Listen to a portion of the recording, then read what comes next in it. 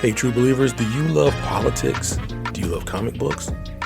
Well, Superhero Politics is for you. It combines the comical nature of politics and the political nature of comic books. Join us, like, share, and experience the world of comics and politics in a way that you never have before. This is Superhero Politics, and I'm your host, Michael Holmes.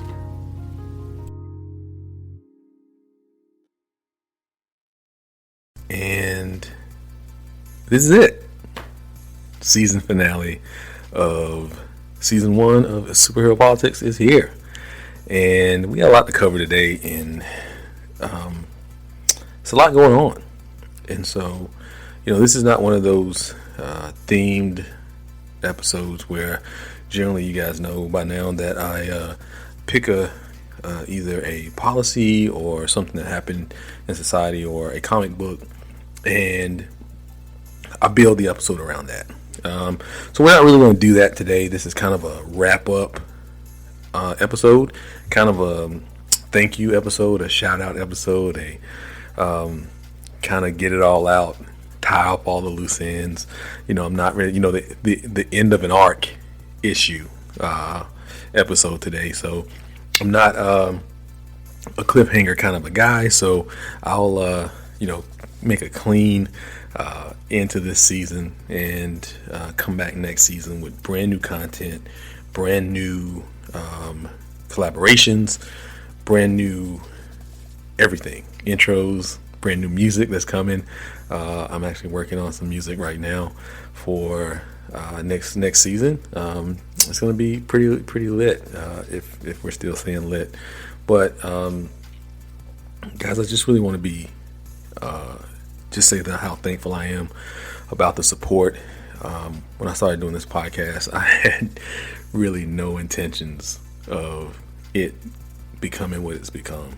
I mean, the number of downloads, the emails, and everything that I get from you guys asking questions about it, saying, "Oh wow, man, this is pretty unique," and stuff like that, and how you guys have shared and spread this thing out. I've really can't say enough. I'm kind of humbled by it. I can't believe that this is people want to listen to me talk about how politics and comic books connect. So just because you find something interesting doesn't mean everybody else will. So the fact that it has caught on a little bit is pretty amazing to me.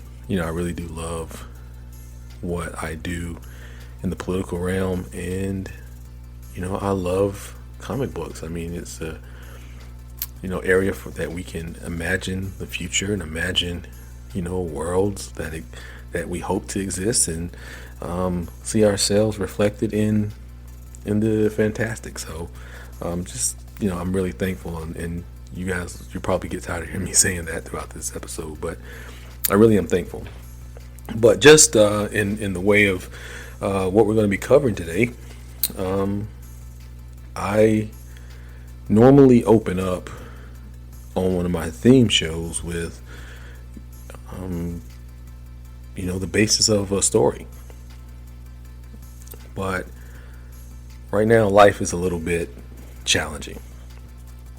And there's a lot of great content out there and a lot of great things going on. But the world is struggling.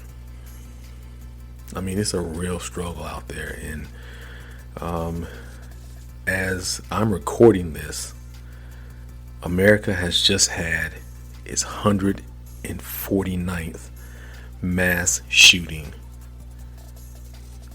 of this year. We're halfway through April, and we have more mass shootings than the rest of the world combined, by at least three times. And not only that, but we've seen more and more instances of police brutality against people of color, more instances of Asian hate. It's just been a very tough few months. And I know we were all optimistic at the start of 21 because 2020 was such a trash year. And we looked at the fact that the pandemic, we have a coherent plan for the pandemic and people are getting vaccinated.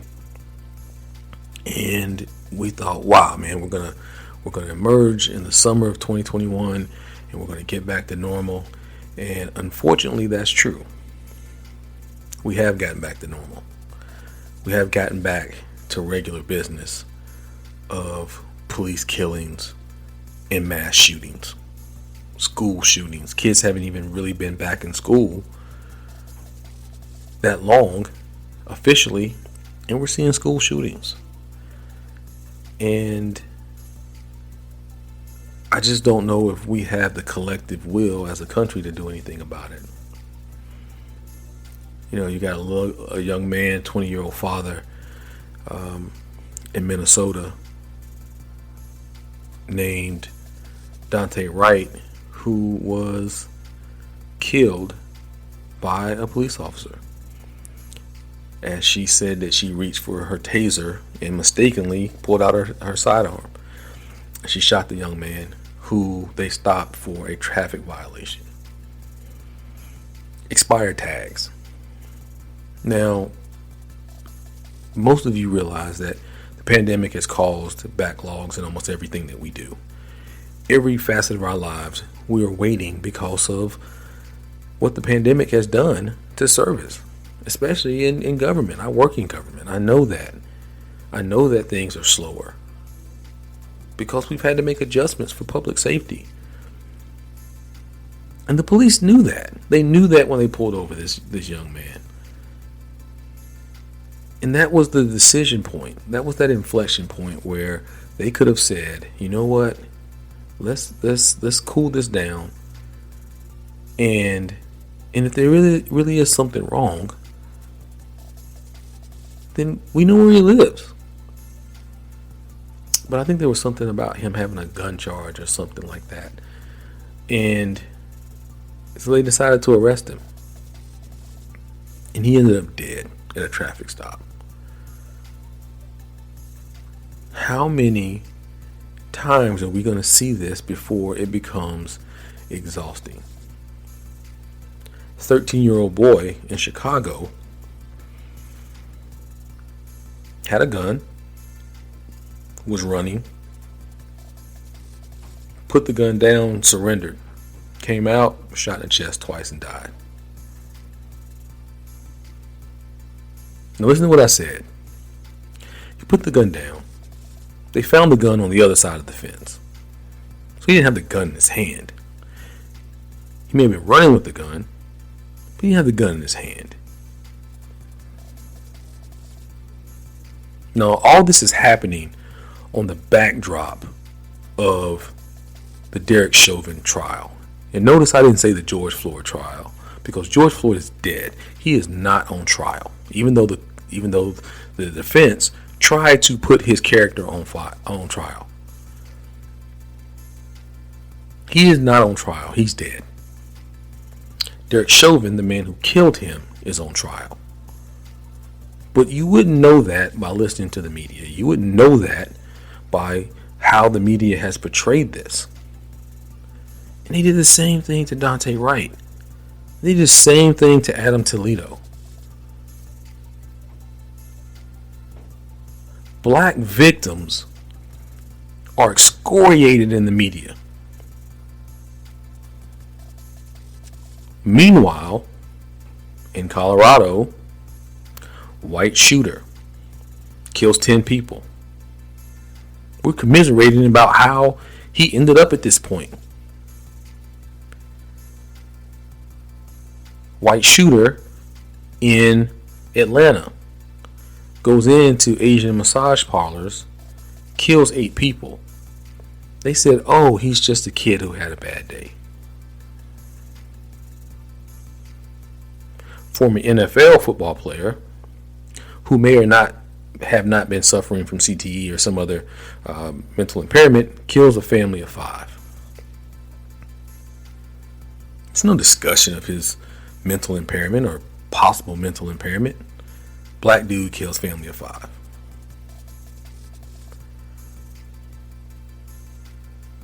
the way gun violence in this country is portrayed depends on the lens that you look at it through. And I'm encouraged, but I'm tempering my expectations because President Joe Biden and his administration are taking some action on guns. They're trying. I mean, I know my voice doesn't sound enthusiastic because it can't be. Because we can have, 85 incidents of mass shootings a day in this country, and we can have 45,000 gun deaths a year, and we won't change a thing. As a matter of fact, the conservative response is, well, we need everybody to have guns. Let's get more guns on the street. That's the answer to it. Let's get more guns on the street. Meanwhile, they find 2 documented cases of voter fraud, and we've got 250 cases, 250 bills limiting access to the voting rolls around the country. We live in a country that is more afraid of ballots than bullets.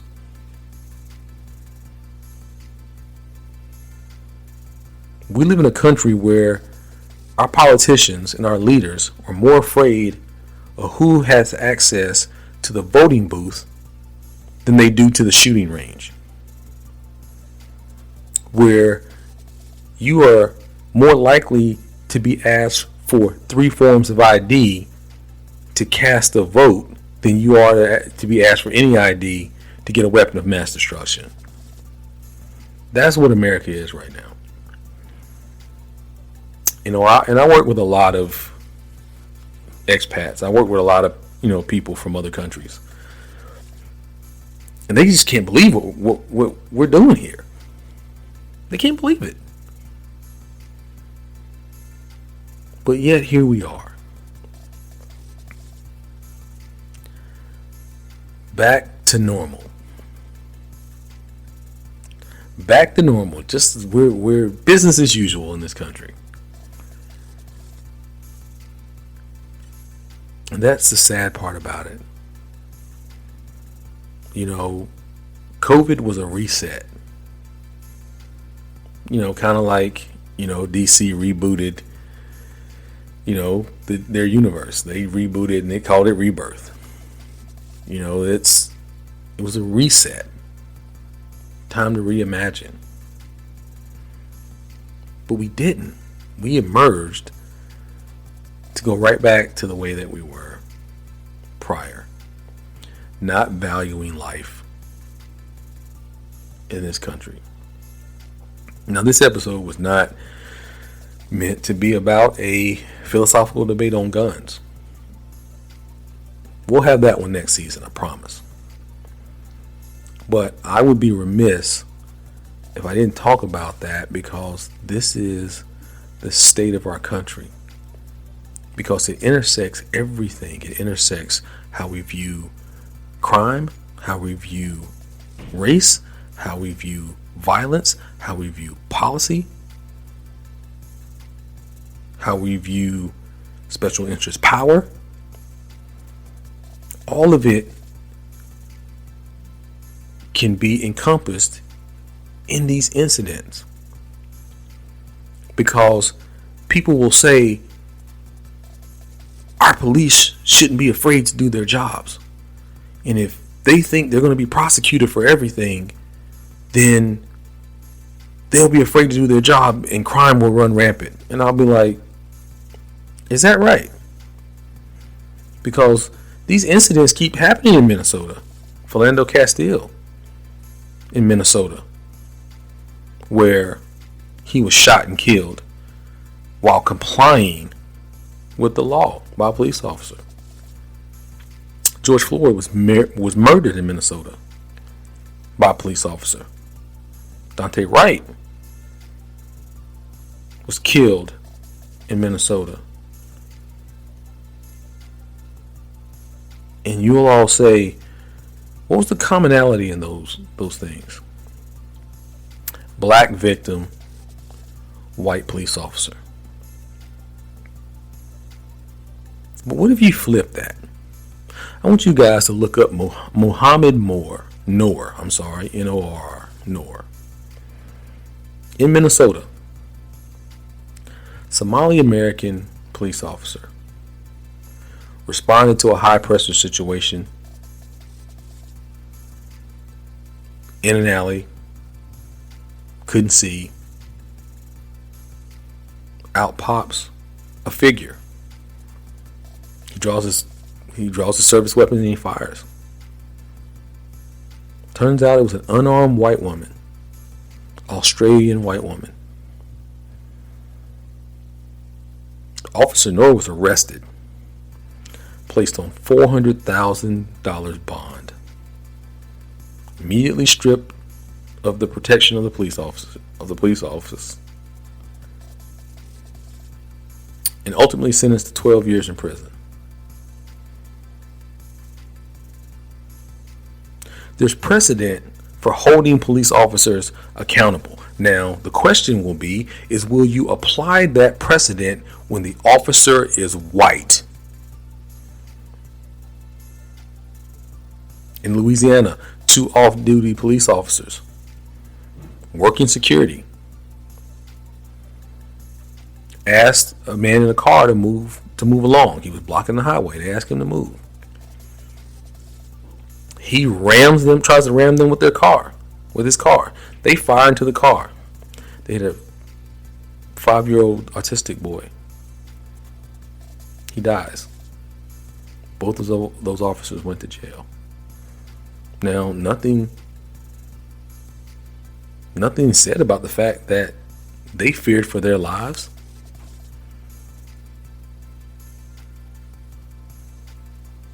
Apply the standard the same way. There's precedent. You can't say that you support something if you allow it to be bad.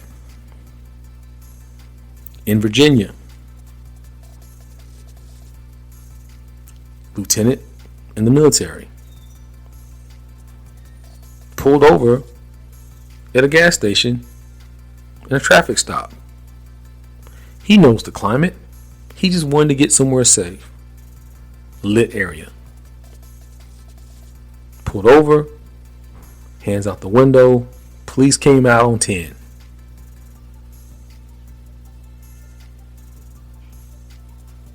He just wanted to know why he was being pulled over. Somewhere during the exchange, the police realized that they were in the wrong. They realized it. And so what do? They threatened him. They threatened him in his service to our country. Now, you can't have it both ways. You can't say I support the military and then you let this soldier get treated this way. But that's exactly what happened. People said, oh, he should have complied. He should have complied. Because the soldier was a person of color. The officers were white. Apply the standard the same way. So when we're marching in the streets saying it's time to hold these officers accountable, you can't say, well, we got to follow the rule of law, and if the law says that these people are acquitted, then you guys got to start marching. You guys got to stop, demonstrating. We will when the standard is applied the same way, because we see precedent. You don't have a problem locking up cops. It just seems like you have a problem holding cops that are not of color to account. Because we've seen the fact that you hold officers of color to account in Baltimore. We've seen it. Apply the standard the same way. So that's just kind of, the things right now that have really get me. It's really getting me, emotional, guys. It's something that we have to really, take into account, that these things should not be considered by the who. It should be considered with the what. What happened here? Was it right? Was it wrong? And then whoever is responsible should be held to account in the same fashion as anyone would. Apply the standard the same way.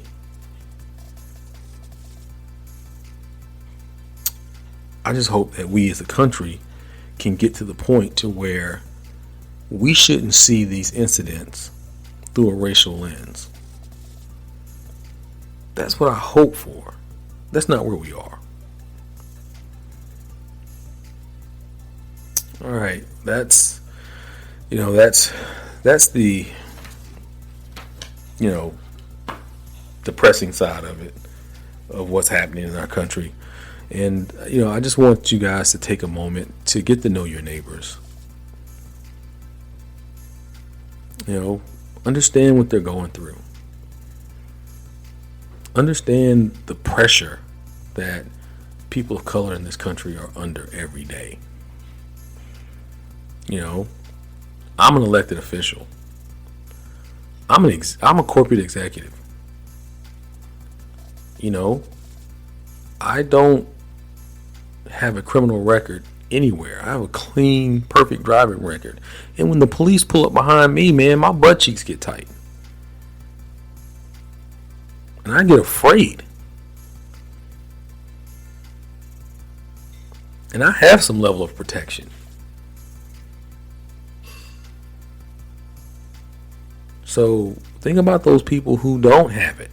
Think about those people who are in lower income neighborhoods. Think about those people who don't know the police chief and don't have the police chief on speed dial. Think about those people who don't enjoy the protections that some other people do enjoy. And I don't take that for granted. And this is why laws are important. This is why police reform is important.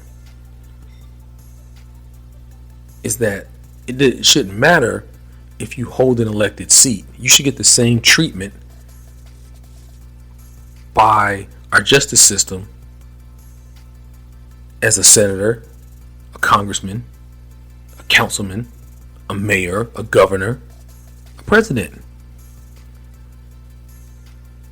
Equal protection under the law. Apply the standard the same way for everybody. All right, guys, we're going to move on to our next subject, and we're going to talk about some of this hot content that is out here right now in the superhero world. And, I was watching The Falcon and the Winter Soldier before the recording session today. It started slow, guys. I'm not gonna lie. I was like, man, is this gonna be, Marvel's? Is this gonna be a dud for Marvel? Like, as much of a dud as it can be. It was still pretty good. I mean, it's still good content. But man, they really, really leaned into addressing some very tough issues. Issues of race, of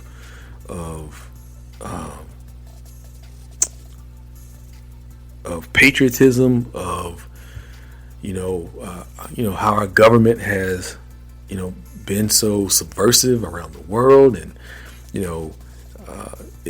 they really got into it, and how African Americans and people of color have been treated by the government over the decades. Like it got everywhere. And you got this toxic world of comics out here, like just toxic, just like everywhere. The comment sections of YouTube and Facebook and everything, it's just like a cesspool, but you can learn a lot from there. Don't spend too much time, but you can learn a lot there. And There was an article out that said, 400,000 people turned off the Falcon and the Winter Soldier at the same time. And it was when Sam and Bucky were leaving Isaiah Bradley's house. And this was awesome because I'm so glad to see Black Captain America, Isaiah Bradley, Black Super Soldier, Isaiah Bradley, getting some play, getting some recognition in the Marvel Universe. So they were leaving his house, and Bucky was explaining to Sam, like, wait a minute, you mean to tell me that there's a Black Super Soldier out there and nobody knew about it? And comes to find out that the power broker, the person who was distributing the Super Soldier serum to the Flag Smashers, extracted it from Isaiah Bradley's blood and recreated it from Isaiah Bradley's blood.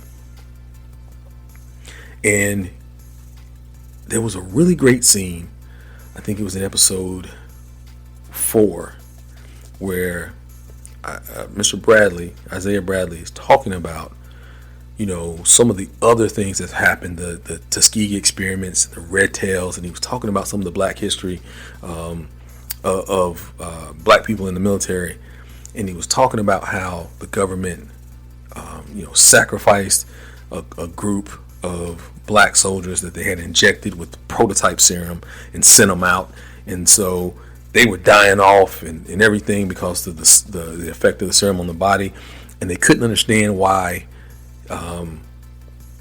he was still alive. And so they were like, okay, so we can recreate this with him. And they were experimenting on him and cutting him up and taking pieces of his flesh. And he was showing Sam the scars that he bore for fighting for this country. And then they looked at how John Walker, who was the new Captain America, was competing out there. And like, he looked at it and he saw, he had been beaten up by the Flag Smashers. He had his ass whooped by the Dora Milaje. And so he had the serum and he was like, should I take it? Should I take it? And he asked his best friend, who ultimately ended up getting killed by one of the super soldiers. And he ends up taking it. But the pivotal point in there was when he said to him, he was asked, would he take it? And he said, the serum only makes you more of what you are. And so it ends up, John Walker ends up killing one of the Flag Smashers, and he's stripped of everything. He's decommissioned. He's stripped of being Captain America. He has no financial support, and he's all alone. And for something, I looked at this and I thought, Jesus, is this the first time it seems that America has been held account for atrocities committed in the name of patriotism? And I thought, man, that's a pretty bold statement that Marvel is making there. And then it kind of flashed back to Bradley saying that America will never see a black man as Captain America. And it just has this dichotomy of flawed pseudo-patriotism versus real exercised patriotism that is disrespected. John Walker was held up. He was held up as, the next Captain America, blah, blah, blah. And Sam Wilson, who had been an Avenger, couldn't even get a loan at a bank. Couldn't even get a loan to save his business. In the end, the community comes together and, it's, a pseudo happy ending for Sam and Bucky, but there's going to be more to come. But, that's the Falcon and Winter Soldier. You've got Invincible out there. Loki is coming. I watched the Snyder Cut, the 4-hour Snyder Cut of Justice League, and man, it was epic.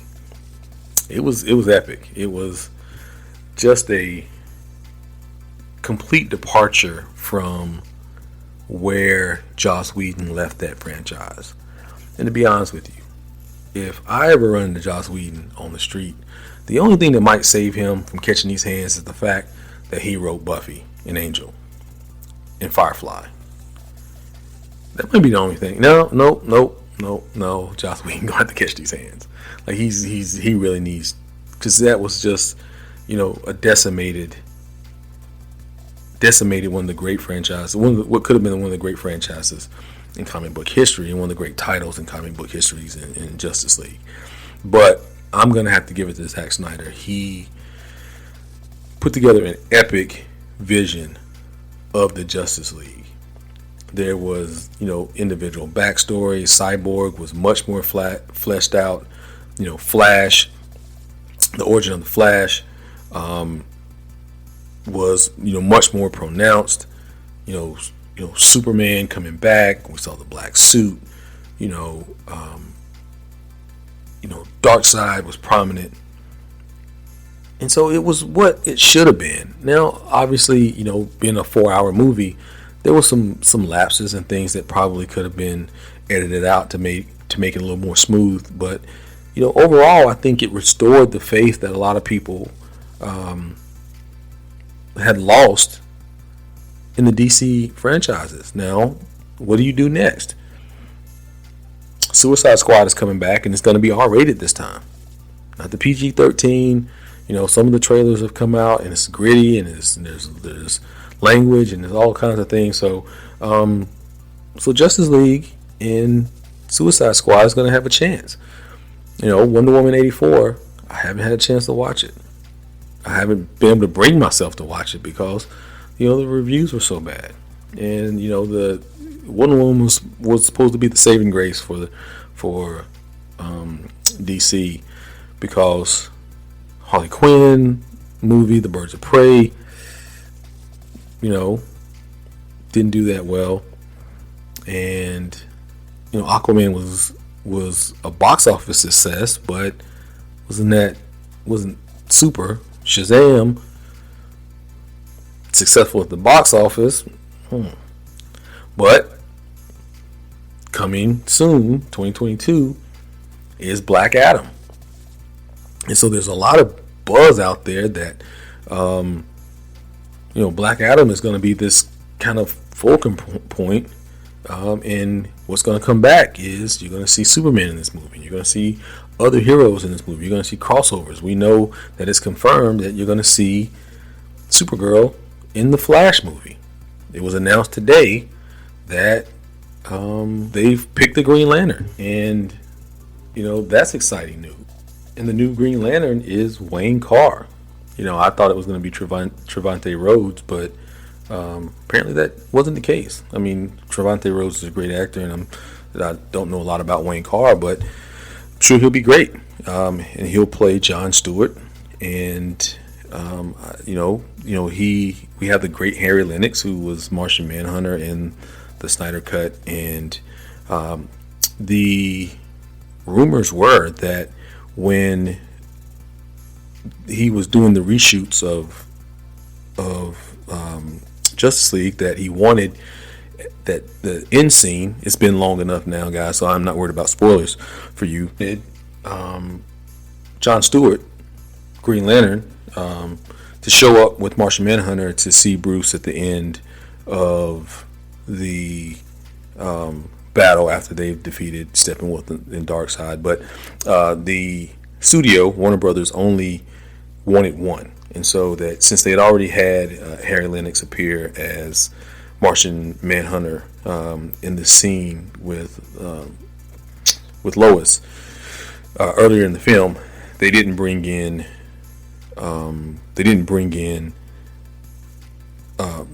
John Stewart. So we have a new Green Lantern, and I think that's pretty awesome.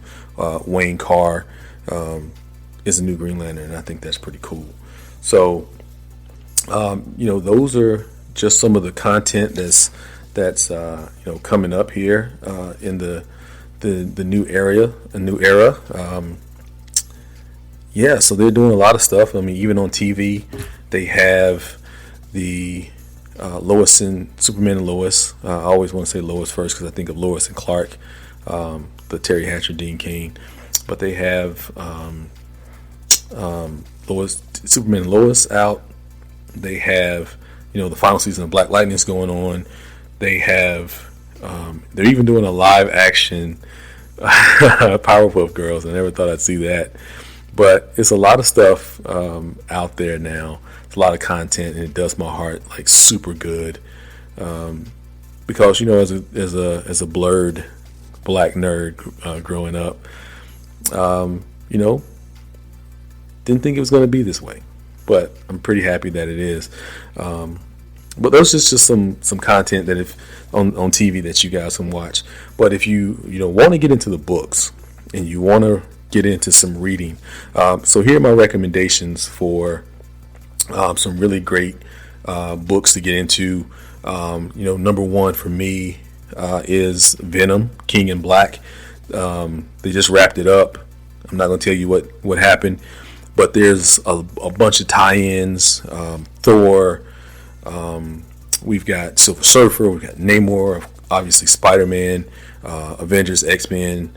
A lot of different tie-ins that you can read. So being the symbiont god, it infects everywhere. So Venom, King in Black. You've got Batman, the Detective, number one.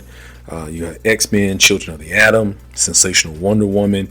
And if you want to go back a little bit, I always recommend the Black Panther run by Ta-Nehisi Coates, A Nation Under Our Feet. It's a great read.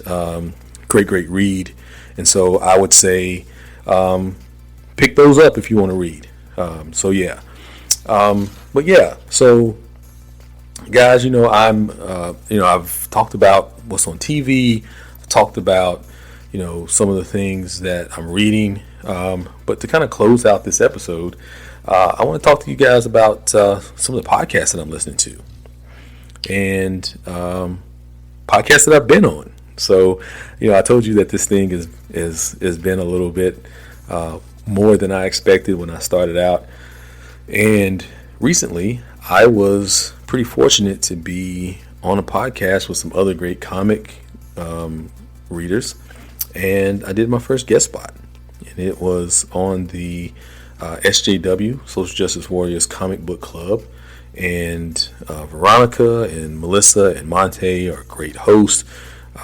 Give them a listen, and they talk about comics in a similar fashion, but it's not all surrounding politics. It's more it's more specialized themes. So they talk about LGBTQ representation and couples in the books. They talk about mental health. They talk about a bunch of things, and I was fortunate to be on talking about the Hulk and some aspects of mental health. And it was around a 2-episode arc called Always on My Mind, and it was a really great conversation. And I encourage you guys to take a listen to the SJW Comic Book Club podcast. You can follow them on Twitter. You can follow them on Instagram. If you want to, you can link to my social media. I follow them there, and you can find them there. So really great podcast, really great host, really great subjects and content. I encourage you to listen. And I have some new friends that hopefully I'll be working with pretty soon. And it is Marvel Mondays 616 podcast, where they talk about all things Marvel Universe 616, the 616 universe. And Buffy and Amber are the hosts over there, and it's pretty cool stuff. The fact that they specialize in the Marvel 616 is pretty cool. There's a lot of stuff that you can, a lot of different subjects and characters that they talk about, and as we deal with the multiverse, and every comic right now is dealing with the multiversal aspect of realities. And so, we've got, stemming from WandaVision, and even before that, you've got, Doctor Strange coming out in the Multiverse of Madness. There's speculation that you'll start to see those tie-ins now from Sony and Fox, and maybe they'll be introducing the Fantastic Four and then X-Men. And so, take a listen to Buffy and Amber over at Marvel Mondays, 616. And, I can't wait to work with them in the future. And finally, podcast that I'm listening to is not comic related, but, it's last on the list, but number one in my heart. And it is The Renaissance Project, A Black Girls Movement. And it is by the incredible Chase Clark. And she is one of my oldest daughter's best friends. And, her parents, Jamie and Selena, have done a fantastic job of raising her. She is a fantastic, beautiful young woman who is intelligent, and she's doing great things in the community. She runs a nonprofit called Chase's Chance, and she supports a lot of organizations, from police and fire to children's organizations to women's organizations. She does a lot of great work. So if you're out there and you want to donate, you can look up Chase's Chance on Facebook, and you can look up, Chase's Chance's website. But I encourage you to listen to the Renaissance Project podcast. Like, I listen to it, and sometimes I'm embarrassed because I didn't have as much wisdom at 30 as this child does at 17. So, if you have kids, even if they're not, children of color, even if they're not girls, you can get a lot from this podcast. And I'm really proud that she's like my bonus daughter, bonus kid, the bonus daughter that that I have adopted into my family, and really proud of her. So so those are some of the podcasts that I'm listening to. SJW Comic Book Club, The Renaissance Project, The Black Girls Movement, and Marvel Monday 616. And so I just wanted to, as we wrap up this episode, do something that I didn't ever think I'd be doing, which is responding to an email from someone who listens and subscribes to my podcast. And, I put it out there on my outro, I think, and I said, hey, if you guys ask questions, I'll answer them. Send them to superheropolitics@gmail.com. And I didn't think I was going to get one, or any, but as a matter of fact, I did. Shocking.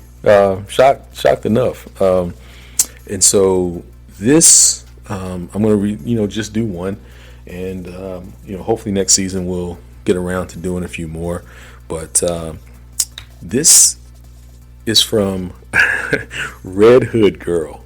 I picked that one because I am a huge Red Hood fan. I think of all the Bat family members, of all the Robins, I think Jason Todd has the most character development, and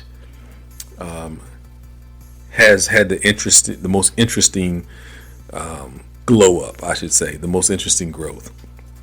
And the question was, pretty straightforward question. She was like, how did you decide to come up with the concept of superhero politics?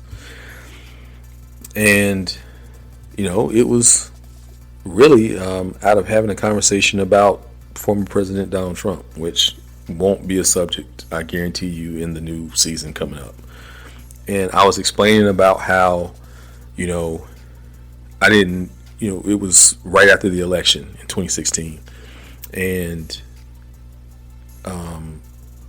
I think I was explaining to them how, we're in a kind of a comic book world, and how how Lex Luthor had become president, how he had convinced the world and become president of the United States. And it was funny because I had made the comment that Lex divested from LexCorp, and at that time Trump had, and it may have been a little later than after the election, probably maybe a year, 2017, 2018, and I was like, imagine, being less ethical than a, fictional supervillain, comic book supervillain. And so I think and they said to me, "Hey, man, that's pretty funny," And I was like, "Yeah. I got a million of them. It's, comics are inherently political. They always have been." And they was like, "You know what? You should, that'd be an interesting podcast." And so I did. And so here we are. Took a little while to get around to it. Really, the idea of me doing a podcast took some getting used to. But, here we are. And so I just want to thank you for your question, Red Hood Girl. And if you're out there and you have questions about superhero politics or superheroes or, man, anything, send them superheropolitics@gmail.com and I will answer your questions.